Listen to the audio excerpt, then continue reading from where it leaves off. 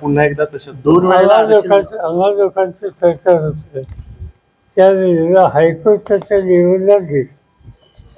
नंतर देवेंद्र फडणवीसच्या काळामध्ये हायकोर्टातनं क्लिअर झालं, पण सुप्रीम कोर्टाने ते नाकारलं. यावेळेला तोच राग आहे. तसाचा तसा प्रस्ताव विधानसभेने मान्य केलेला आहे आणि याला सगळ्यांनी एक वर्षाने पाठिंबा दिला. आता हे सुप्रीम कोर्टात काय होईल याच्यावर त्याचं खरं भवितव्य आहे आणि त्यामुळे ते आज काही सांगता येणार नाही. यापूर्वीचे कोर्टाचे निकाल हे अनुकूल नाही. महाविकास आघाडीच्या उमेदवार 48 जागा आहे.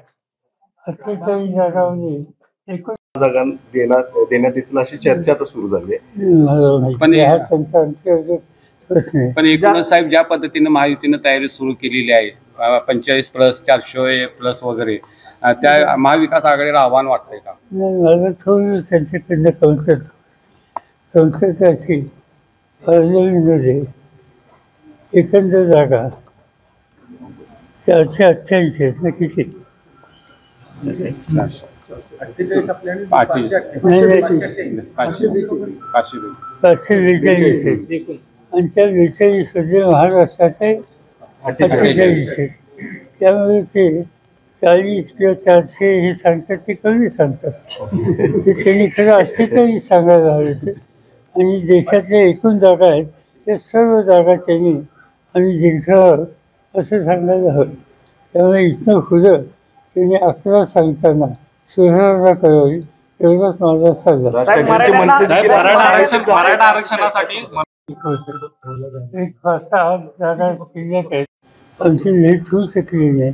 मला असं वाटतं की उद्या आमचे सरकारी बसणार आहे आणि त्याच्यात बरेचसे प्रश्न सुटतील आणि 2-4 जागा ज्याच्यामध्ये एकवट झालं नाही तर आम्ही जे लोक मी स्वतः चर्चेत नसतो.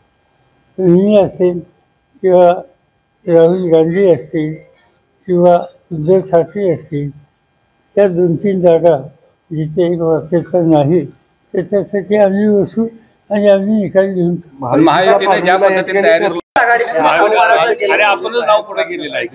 लोकसभेमध्ये शाहूमारांच्या नावाची चर्चा सुरू आहे, दुसरीकडे संभाजीराजांच्या नावाची चर्चा सुरू आहे. आमचं ते करणार नाही काय कुठं आले.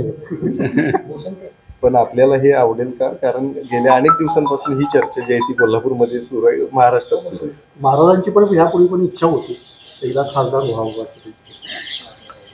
मी इतके वर्ष येतोय त्याची माझ्या कानावर कुणी घातलं नाही. पण आता तुम्ही विषय काढला तर या विषयाच्या संबंधीचा निर्णय घ्यायचा मला एकट्यावर अधिकार नाही. आमची आघाडी आहे, त्याच्यामध्ये काँग्रेस पक्ष आहे, त्याच्यामध्ये शिवसेना आहे उद्धव ठाकरेंच्या नेतृत्वात आणि आम्हा लोकांचा राष्ट्रवादी पक्ष आहे. ही त्यामुळे जागांच्या संबंधीचा निर्णय घ्यायचा असेल तर आम्ही एकत्र बसून घेतो. आम्ही याच्यामध्ये अन्य आमच्या सहकाऱ्यांची किंवा माझ्याही सहकाऱ्यांची चर्चा केलेली नाही. असं व्यक्तिगत मला विचारलं तुम्ही तर आमच्या सगळ्या सहकाऱ्यांना या प्रश्नाच्या संबंधी त्यांची सूचना असेल तर त्याचा आनंदच होईल. पण प्रत्यक्ष राजकारणात त्यांचा फारसा सहभाग नसतो. सामाजिक कामात त्यांचा सहभाग असतो. आज इथं आल्याच्या नंतर माझी जी वेळ ठरली होती त्याला थोडा त्यांच्याकडनं विलंब घडला. मला असं कधी होत नाही. पण नंतर कळलं की व्यंकटराव भोसले एक उपयुक्त त्यांच्यामध्ये काम करणारा व्यक्ती फटक्या येऊचं जातीचं त्यांच्या कार्यक्रमाला ते गेले. व्यंकटरावच्या कार्यक्रमाला ते गेले आणि आम्हाला त्यासाठी काही थांबायला लागलं. त्याचा अर्थ आहे की थोड्या शाहूराजांचा जो विचार होता तो ते आधी चालत होता. आम्हा लोकांच्या विजयपेक्षा त्या उपयुक्त समाजात काम करणारा व्यंकटराव त्याची भेट त्यांना महत्त्वाची वाटली. हे शाहू आंबेडकर किंवा फुले यांच्या विचाराशी सुसंगत आहे आणि त्यामुळं आम्हाला आनंद होईल की ते कधी राजकीय निकाल घेत नाही. राजकीय पक्षामध्ये कधी सहभागी झालेली असं ही तर फायदे नाही.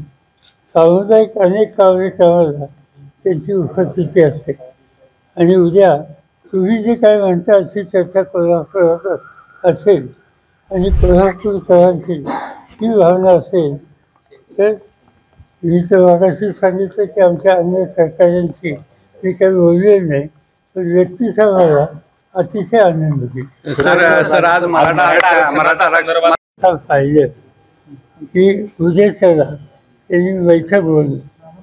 उद्याच्या बैठकीमध्ये आमची भूमिका आम्ही स्पष्ट करू असं म्हणले आणि त्यामुळे एका सेन्सिटिव्ह आणि अत्यंत महत्त्वाच्या प्रश्नावर आणि ज्यांनी हे सगळा संघर्ष सुरू केला ते उद्याच्याला त्याच्यावर देणार असतील तर मला असं वाटतं आज त्याच्यावर बोलणं योग्य नाही आणि म्हणून एक दिवस मी थांबेन आणि त्यानंतर म्हणजे राज ठाकरे जे ते माहितीमध्ये